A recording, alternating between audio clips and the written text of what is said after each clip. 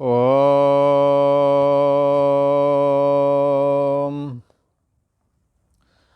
अखण्डमण्डलाकारं व्याप्तमेन चराचरं तत्पदं दर्शितं येन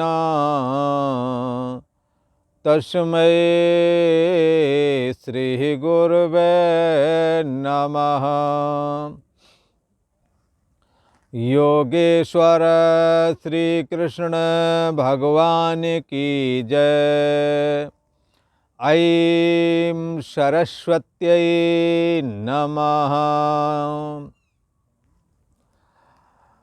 श्री गंगा देव्यै नमः।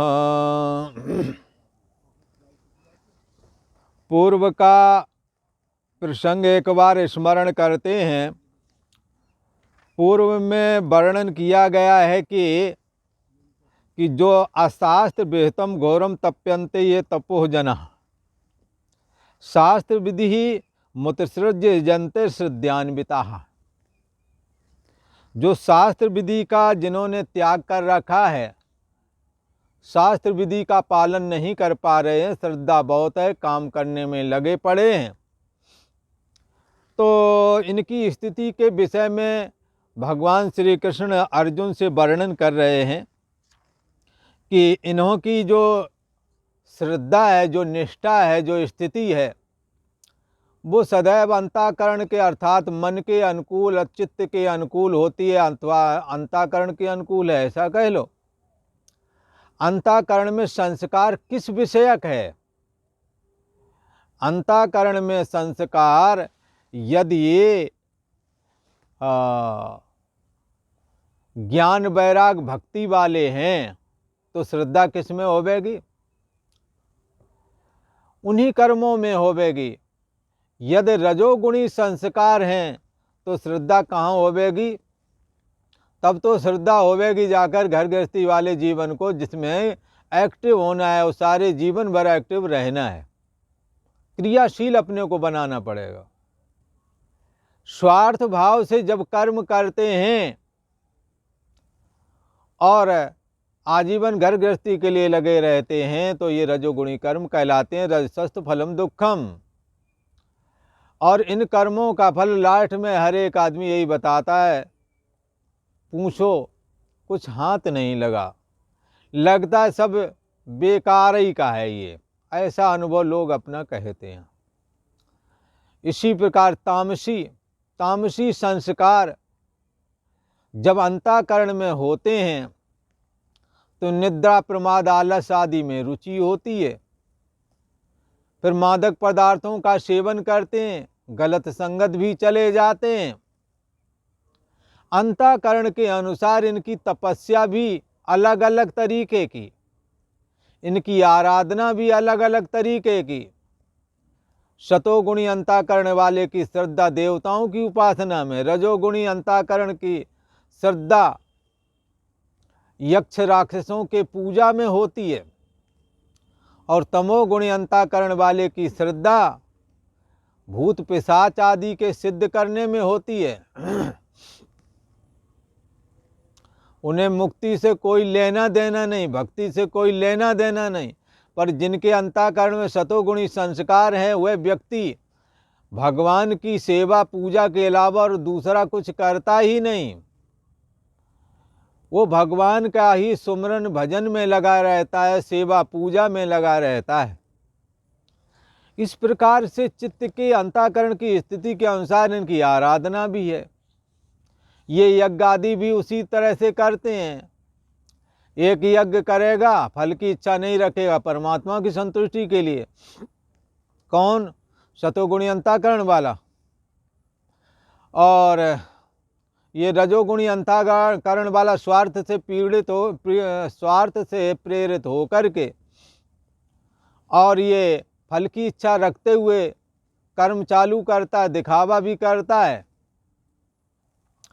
इसलिए रजोगुणी का फल बहुत थोड़ा रह जाता है, क्योंकि दिखावा जो किया है। और तमोगुण की तो लीला और अपार है। उनके तमोगुणी अंतःकरण की श्रद्धा होती है, बोले यज्ञ दुनिया वो भी करे तो हम भी करेंगे। अब मंत्र भी नहीं जानते, शास्त्र विधि भी का भी पालन नहीं, न दक्षिणा दी, न कहीं अन्न का दान, ये उनका है।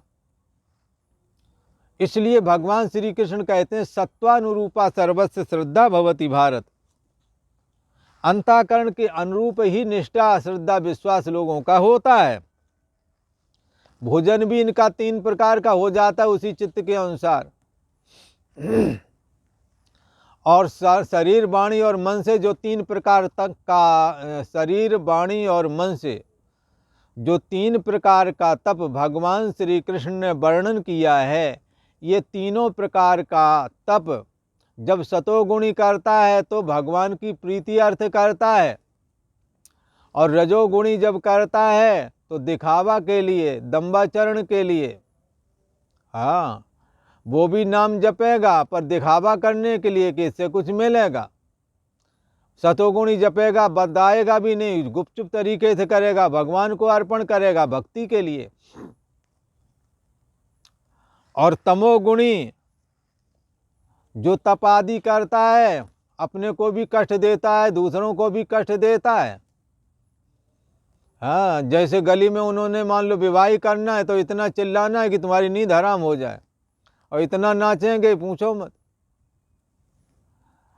और तपस्या चालू करेंगे तो ऐसा करेंगे, अपने को भी दुखी हो रहे हैं, पड़ोसियों को भी नहीं चैन से लेने दे रहे, चैन नहीं लेने दे रहे। तो ये क्या है? भगवान श्री कृष्ण मानो कहना चाहते हैं ये तीनों प्रकार के तप जो लोग करते हैं अपने अपने अंतःकरण की श्रद्धा के अनुसार करते हैं। जैसा जिसका अंतःकरण उसके अंदर वैसे ही संस्कार होते हैं, संस्कार के वशीभूत। ये अगर सात्विक संस्कार हैं तो ये सतोगुणी काम करता है, और रजोगुणी संस्कार तो रजोगुणी, और तमोगुणी संस्कार है तो तमोगुणी करता है। इस प्रकार से सत्वानुरूपा सर्वश्रद्धा भवति भारत।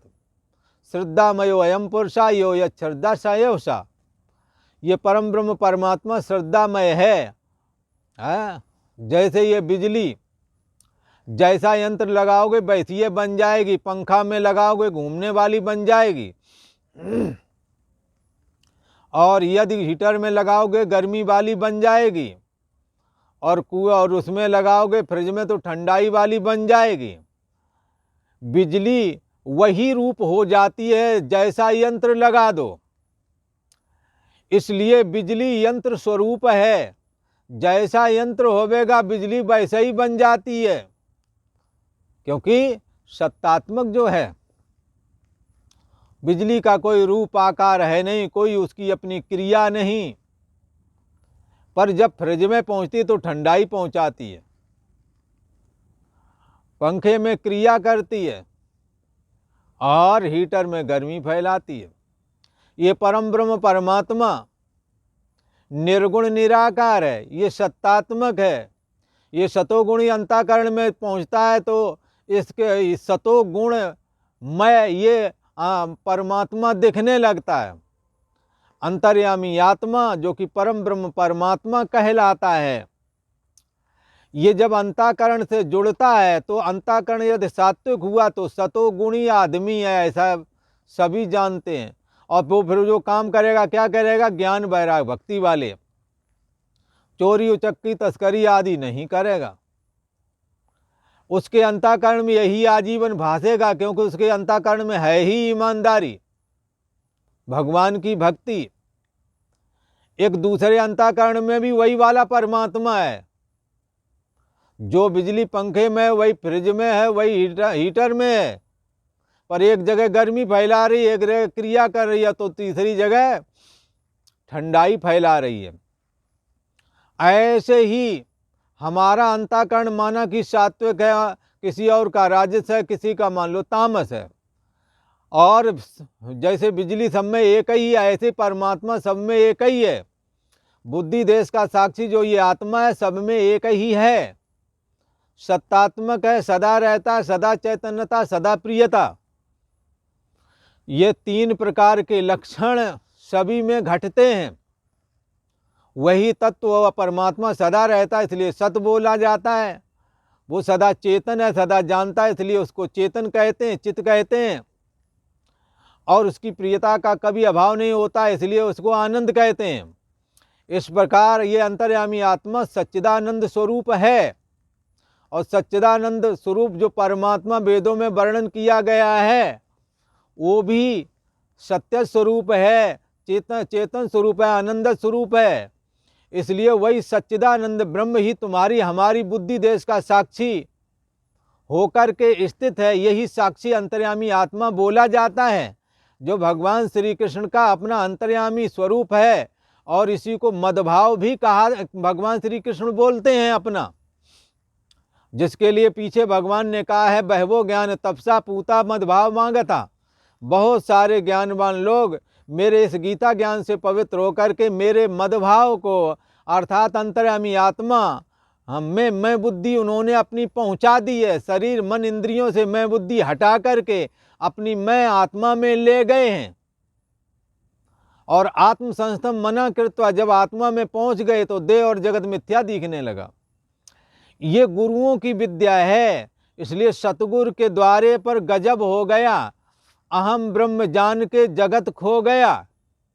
जब वो चैतन्य सत्ता में मैं बुद्धि पहुंचती है तो देह और जगत का स्वप्नवत दिखने लगते हैं, सारहीन दिखने लगते हैं। जगत में कुछ सार नहीं ऐसा लगने लगता है। लगता है इससे दूर ही रहो, क्योंकि अगर पास में जाओगे विषय भोगों में लिप्त हो जाओगे, संस्कार बन जाएंगे। ये संस्कार जो तुम भोग भोगते रहे उस भोक्ता के पीछे चपक जाते हैं, और जब तक तुम्हारे अच्छे बुरे कर्मों का नतीजा भोगा नहीं देंगे तब तक पीछा करते ही रहेंगे। इसलिए जब उन कर्मों के फल को चिपका हुआ ईश्वर देखता है तो शुभ और अशुभ कर्म अनुसारी ईश देत फल हृदय विचारी।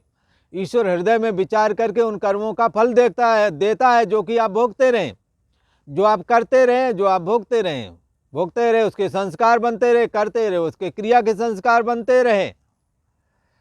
इनसे छूटने के लिए आत्मसंस्थम मना करत्वा, अपनी मैं जो शरीर में है, शरीर तुम्हारा जन्म से पहले नहीं, मरण के बाद में भी नहीं रहता, बीच में प्रतिक्षण बदलता है। इस बदलाव को आप जानते हैं, और जानने वाला जानी हुई वस्तु से अलग है। जानने वाला चैतन्य सत्ता है, जानने में आने वाली शरीर मन इंद्रियां हैं, हाँ बुद्धि है। तो आप इनको जानते हैं तो आप इससे अलग हुए, आप में परिवर्तन नहीं आया। परिवर्तन आया शरीर इंद्रियां मन बुद्धि में। ये तुम जिसको तुम अपनी मैं मान रहे हो, दरअसल सच्चे अर्थों में ये तुम्हारी मैं थी ही नहीं। इसलिए जब मैं था तब हरि नहीं। जब शरीर मन इंद्रिय आदि में मैं बुद्धि थी तब हरि जो बुद्धि देश का साक्षी है वो नहीं है के बराबर होता है। होते हुए भी हाँ उसकी अभिव्यक्ति नहीं हो पाती। इसलिए जब मैं था शरीर मन इंद्रिय आदि में, जब मैं बुद्धि थी तब हरि नहीं, तब वो चैतन्य सत्तात्मक जो आत्मा है, जो भगवान श्री कृष्ण का अंतर्यामी रूप है, जो तुम्हारी बुद्धि देश का साक्षी है, वो अनहुए की तरह है ही नहीं ऐसा लगता है, जबकि सब कुछ हो उसी से रहा है। को देवा जो मना साक्षी, कौन है इस बदलाव का साक्षी? कहोगे हमारी बुद्धि जानती है, पर बुद्धि का होना न होना कौन जानता है? को देवा, वो कौन सा देव है? सो तो वो देव दूसरा नहीं, वो प्रभु दूसरा नहीं, तुम्हारे अंदर ही है, और उससे स्वतंत्र होकर तुम्हारे शरीर मन इंद्रिय आदि का वजूद ही नहीं। सच्चे अर्थों में तो कहो तो वही है। इसलिए जानने वालों ने, कईयों ने तो यही कहा, तू ही है, तू ही तू, तू ही तू, न मैं हूं न मेरा, तू ही तू, तू ही तू, एक तू ही है, ऐसा बोला है। इसलिए सो प्रभु और नहीं, सो तू है। वो परमात्मा, वो चैतन्य सत्ता तू ही है, जिसमें तू अपनी मैं बुद्धि की है उसको हटा दे, पीछे वाला तत्व तेरी असली मैं है। ऐसा जान करके ये साधक धन धन हो जाता है। यही चैतन्य सत्ता अंतःकरण को जैसा देखती है वैसा ही हो जाती है। अगर सतोगुणी अंतःकरण में हुआ तो सतोगुणी आदमी बनकर ज्ञान वैराग भक्ति वाला काम करता दिखेगा। रजोगुणी हुआ तो घर गृहस्थी में स्वार्थी होकर दिन जीवन भर लगा रहेगा और हाय हाय करता हुआ सारा जीवन बिताएगा, अंत में दुखी होकर के ये संसार से जाता है। ये बात सबके लिए नहीं कहते। जो स्वार्थ त्याग करके भगवत अर्पण बुद्धि से कर्म करते हैं, जो कर्तव्य बुद्धि से अपना कर्म करते हैं, वो इस संसार के दुखों में नहीं बंधते, दुखों के द्वारा दुखी नहीं होते, अपितु निश्चिंत होकर परमात्मा की भक्ति में खो जाते हैं। उन्हें दुख होते हुए दुख नहीं लगते। भगवान ऐसी सामर्थ्य देते हैं कि दुख आएगा पर तुम्हें दुखी न कर सकेगा, सुख आएगा पर सुख का अभिमान न होवेगा, इतराओगे नहीं। अगर ऐसा कर सके सुख पचा गए, और दुख आया किसी के यहाँ रोने नहीं गए तो आपने दुख पचा लिया। सुख और दुख को यदि पचाने लगे तो परमात्मा श्री कृष्ण की बड़ी भारी कृपा है, ऐसा समझना चाहिए। यदि तुमने सुख और दुख को जान लिया है, समझ लिया है, और आपको ये सुखी दुखी नहीं कर सकते, तो फिर समझ लिए परमात्मा में प्रवेश करने की अब थोड़ा ही समय रह गया है, कभी भी प्रवेश हो सकते हो। भगवान श्री कृष्ण ने कहा यम ही न व्यथयन्ते थे, जो इनके द्वारा व्यथित नहीं होते। किनके द्वारा? सुख और दुख के द्वारा।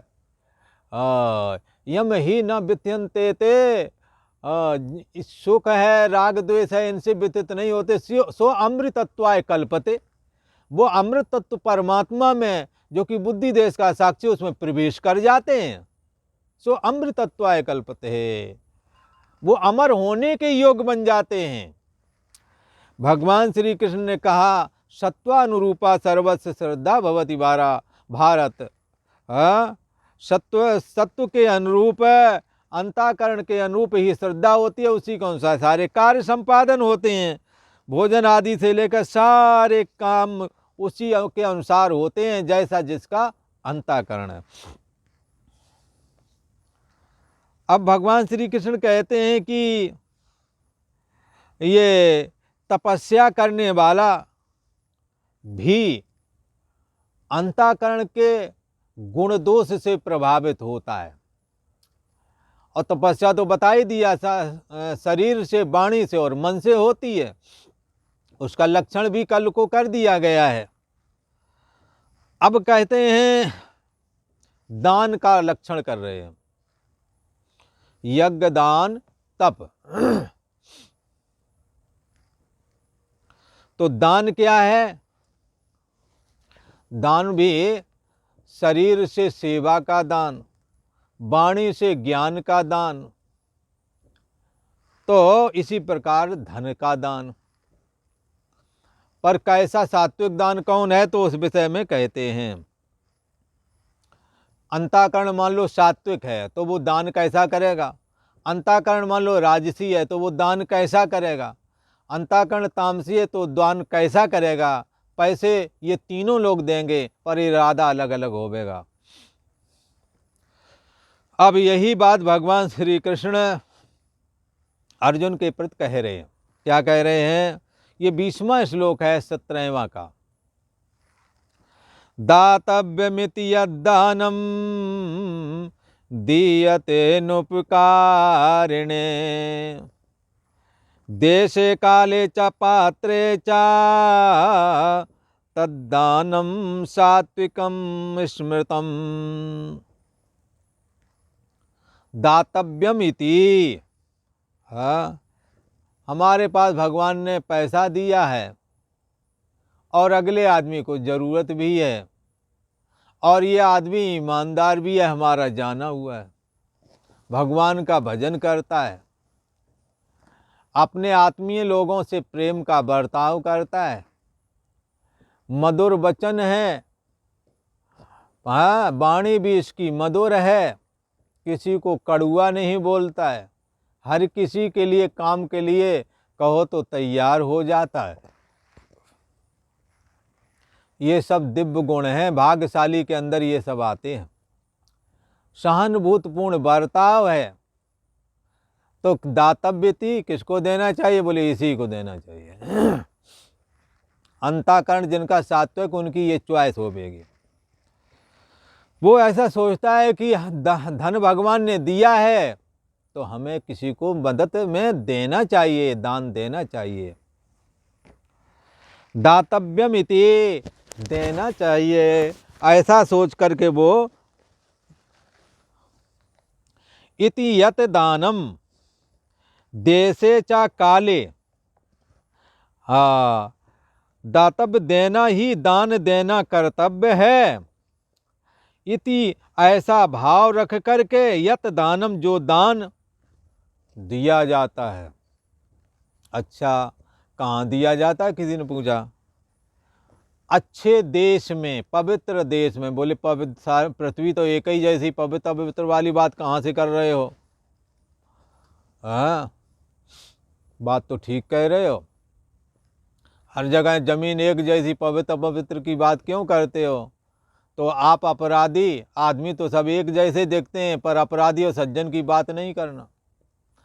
अगर ये मनुष्य एक जैसे हैं, इनमें अपराधी और सज्जन हो सकते हैं, तो जमीन में भी कोई जगह पवित्र हो सकती है, कोई जगह अपवित्र हो सकती है।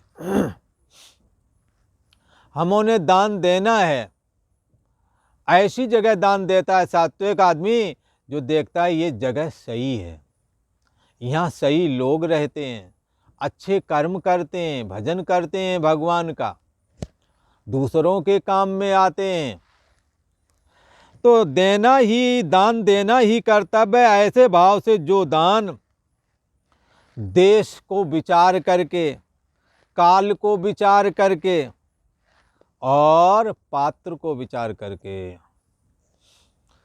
पात्र कहते हैं जिसको आप देने वाले हैं वो कैसा आदमी है।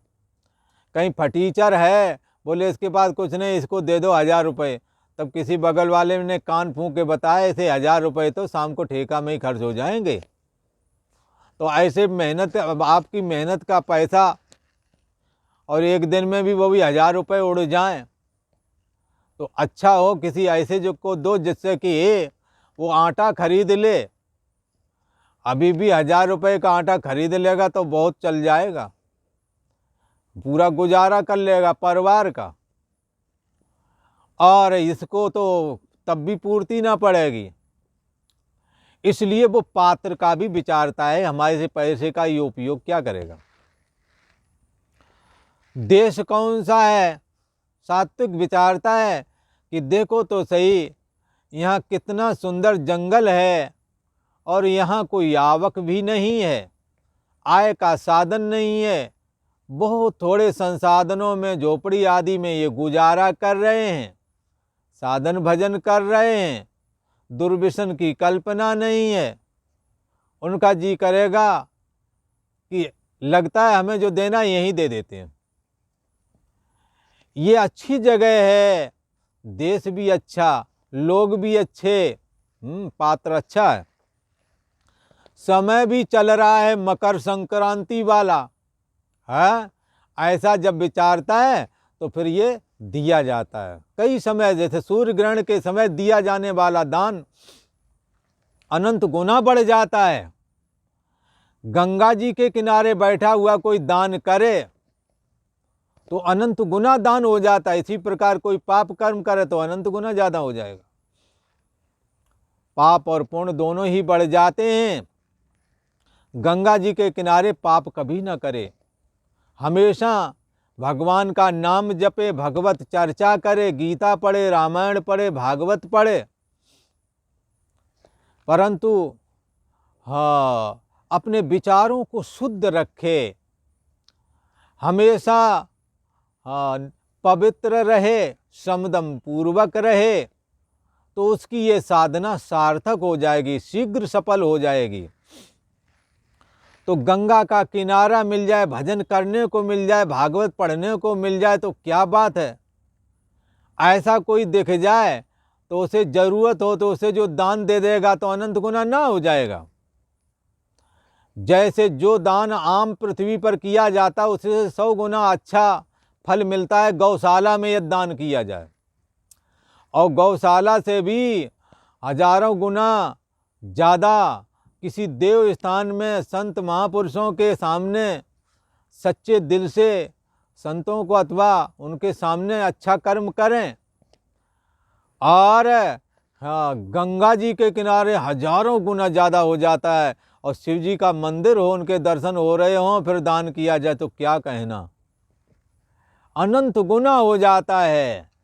इसलिए देश काल और पात्र का विचार करके जी हुई उन्हें सतोगुणी आदमी मिलता है, भजनानंदी मिला, परोपकारी मिला, तुरंत ही उनको जो देने का मन होता तुरंत उसे दे देते हैं, क्योंकि ये कभी गलत उपयोग करेगा ही नहीं।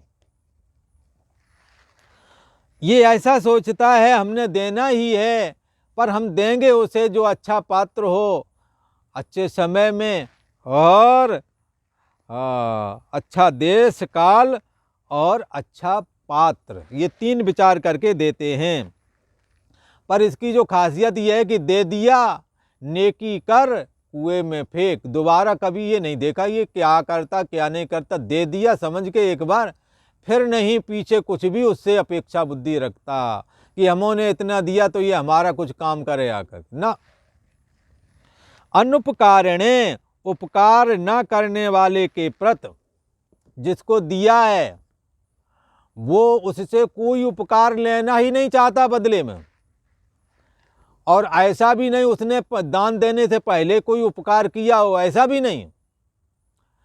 ऐसे आदमी को दिया जिसने पहले उसका कोई उपकार भी नहीं किया, जो साधन भजन से युक्त है, सात्विक है, सात्विक जगह पर रहता है, और बढ़िया सा माघ महीना मिल जाए, पुरुषोत्तम मास मिल जाए, ऐसे ये पवित्र समय कहलाता है, अमावस पूर्णिमा मिल जाए, ये समय वाली बात हो गई। ऐसे समय में दान करना चाहिए, संक्रांति है। तो ये क्या करता है, सात्विक आदमी दान देना ही करता है ऐसा भाव से, जो दान देश तथा काल और पात्र के प्राप्त होने पर उपकार न करने वाले के प्रति, उपकार उसने उसका कभी नहीं किया कि नहीं एहसान के बदले एहसान चुका देना, ऐसा नहीं। उपकार न करने के प्रति जब ये ऐसा दान दिया जाता है तो वह दान सात्विक दान कहलाता है। कैसा दान है ये? सात्विक दान है। तो अब राजस दान के विषय में चर्चा करते हैं। दान देने वाले आदमी ही होते हैं, पर एक आदमी ऐसा भी जो सात्विक दान देता है, एक आदमी ऐसा भी जो राजस देता है, वो भी आदमी है। और एक ही जैसे हाथ पैर सबके एक ही जैसे, आंखें एक ही जैसी, इनमें आदमी आदमी एक ही जैसे, फिर भी अंतर देखो कितना बड़ा। अंतःकरण का अंतर ही अंतर माना गया है। ये रजोगुणी अंतःकरण वाला आदमी क्या देता है देखो, उसने तो दान उसे दिया था जिसने कभी उपकार नहीं किया था, और बदले में कभी पीछे मुड़ के देखा नहीं कि हमें ये बदला कुछ इसका दे। पर ये रजोगुणी वाला, श्रद्धा वाला क्या करता है, तो इसके विषय में भगवान श्री कृष्ण ने 21वें श्लोक में कहा, यत्तो प्रत्युपकारार्थम फलमुद्देश्य वा पुनः दीयते च परिक्लिष्टम तद्दानम राजसं स्मृतम। कहते हैं कि जो दान, तू यतः परिक्लिष्टम, परंतु जो दान क्लेश पूर्वक दिया जा रहा है, दूसरों को देखा तो दान तो देना है, बोले हमने वो एक बार की हमें स्मरण आती है बात। मैं खुद ही भोजन वर्ग का वितरित कर रहा था पूज्य गुरु महाराज के आश्रम में। सैकड़ों हजारों लोगों का आना जाना है, भोजन लेने आते हैं। तो एक ने कहा हमने सभी को भोजन कराना है, देना है, और दक्षिणा भी देनी है। अब वो दक्षिणा देना चालू किया, और वो शायद कोई बनिया व्यापारी ही कोई रहे, 10-10 रुपये दे रहे थे। पुरानी बात हो गई, 20-25 साल से भी पहले की। अब वो आते जा रहे थे, लोग खड़े होकर के दे रहे थे सबको 10-10 रुपये, पकड़ाते चले जा रहे थे, भोजन देते चले जा रहे थे। हमसे पूछा महाराज के वो हो गया होगा, हमने बस होने ही वाला है, संयोग से कुछ और लोग आ गए। तो देता जा, और कितने आएंगे, और क्लेश करके रख दिया। मैंने कहा कोई बात नहीं, थोड़े ही तो लोग हैं, पर उसने क्लेश करके रख दिया, अब कितने और आएंगे, जब देखो लाइन ही नहीं टूट रही है। अरे भाई ये तो यहाँ तो सिस्टम ही ऐसा ही चलता ही है। अब देते जा रहे, दिया भी क्लेश करके दिया उसने। वो हमने उन्हें प्रत्यक्ष देखा, ये रजोगुणी दान है। सुन करके आ गए, देना भी ऐसा भी नहीं कि पैसे कमी थी उसके बाद, ना पैसा था, पर क्लेश कर रहा, कितना देखो वो भी चला आ रहा है, एक और चला आ रहा है। यहाँ तो भाई सिस्टम ऐसा ही है। और खड़े हो गए, बाल्टियों में भोजन दे के, एक में दाल में, एक में सब्जी, एक में चावल, एक में और कुछ, हाँ पूड़ी पाड़ी रख करके, खीर आदि, सब में आदमी खड़े होकर के देते जाते हैं, जिसको जितना ज़रूरत है लेकर चलते जाते हैं। तो यहाँ क्या कहते हैं कि ये रजोगुणी, ये क्या करते हैं, ये दान तो देते हैं पर क्लेश कर रहे हैं। देने का अंदर है, पर जब जितना सोचा था उतने से जरा था ज़्यादा हुए तो उन्हें गुस्सा चढ़ बैठता। सतोगुणी को लगता है भले ही हमें उधार लेना पड़े ले लेंगे। हमारे यहाँ कई ऐसे आते हैं संत, वो भगत लोग, प्रेमी लोग, घर से आए और यहाँ से उधार लेकर वो बांट मूट के चले गए। बोले कोई नहीं महाराज जी, समय बार बार नहीं आता है, और ऐसा समय, ऐसा देश काल हरिद्वार जैसा नहीं मिलता है बार बार, इसलिए आ गए हैं, तो जो आगे सबको निपटा के जाएंगे, कोई बात नहीं।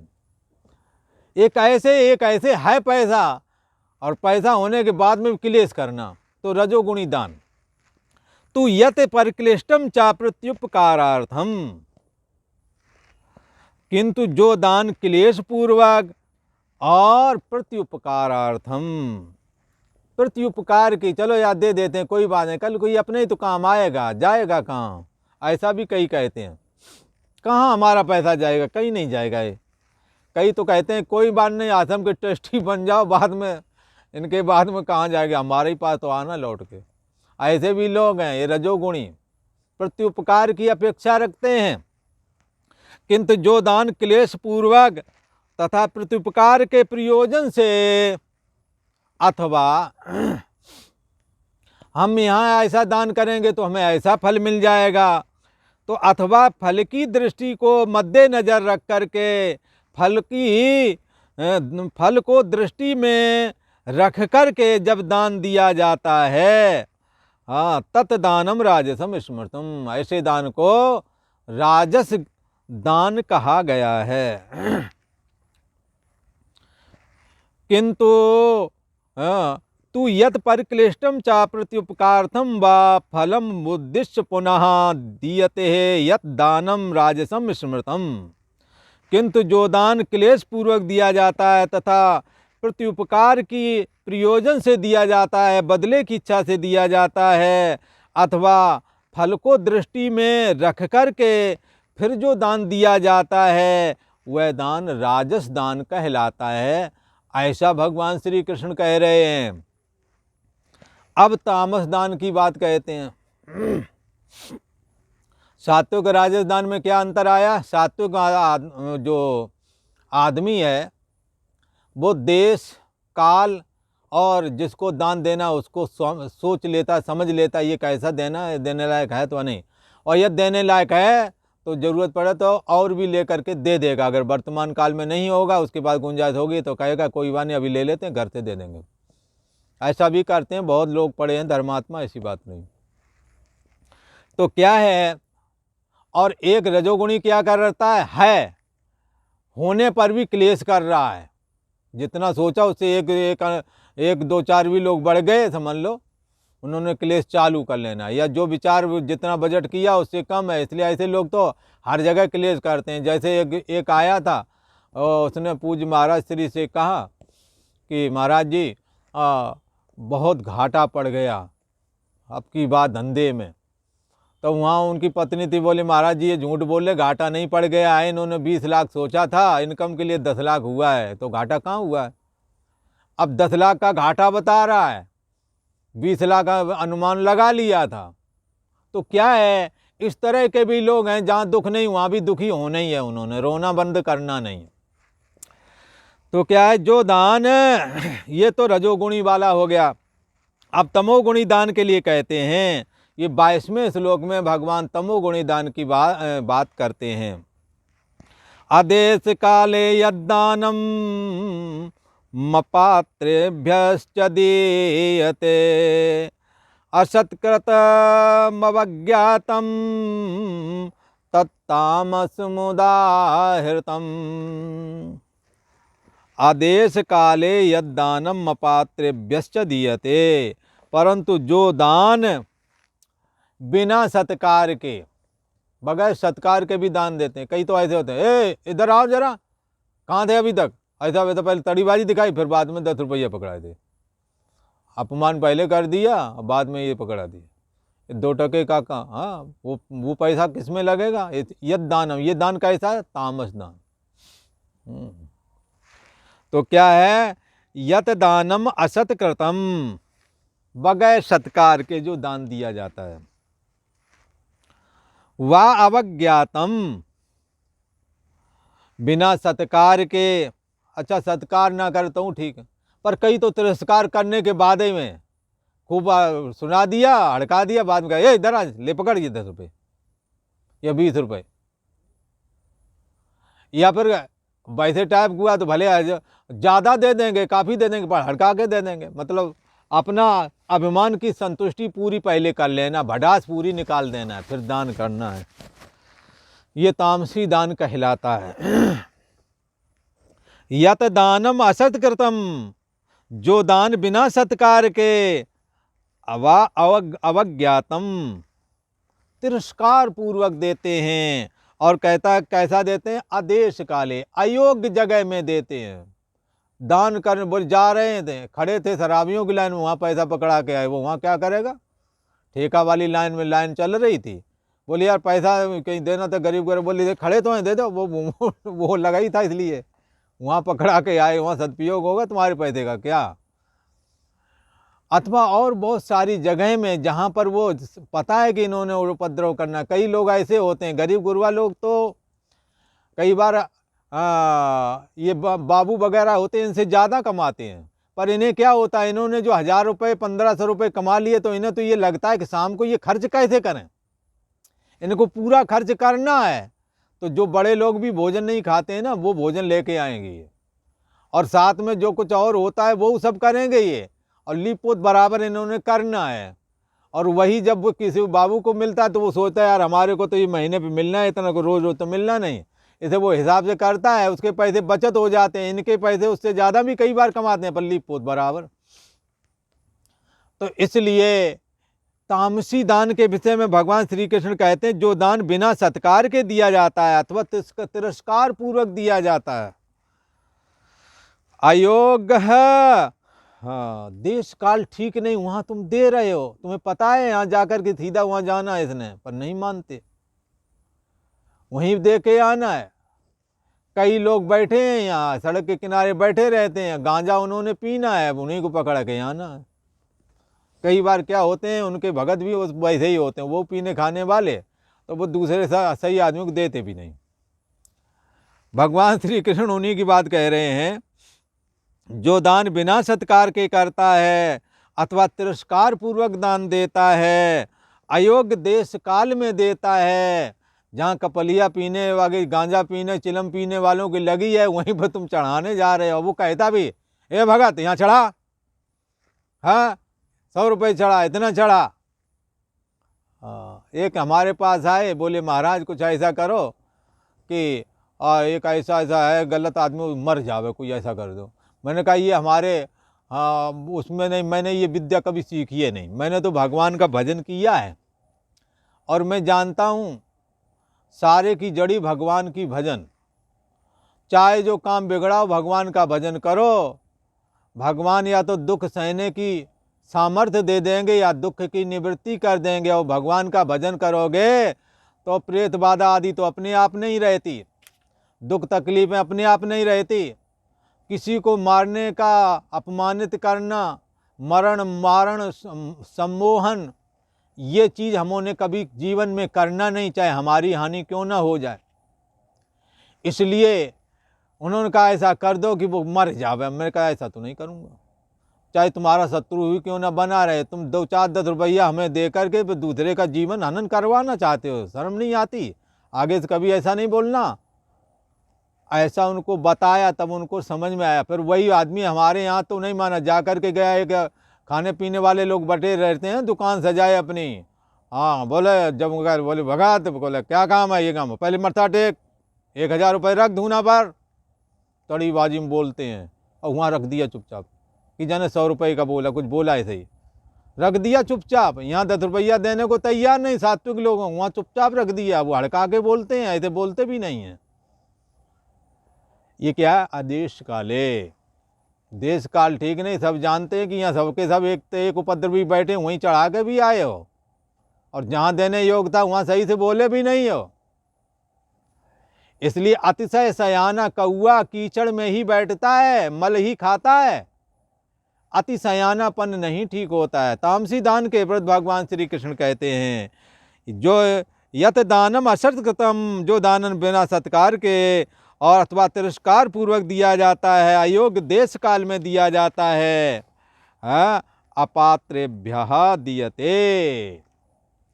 पात्र नहीं फिर भी दे रहे हैं। अगला आदमी बोलता है उससे जब गया, बोले काम तेरा हो जाएगा, 20,000 लगेगा, पहले धूने पर बात करने के लिए 100 रुपये चढ़ा दे।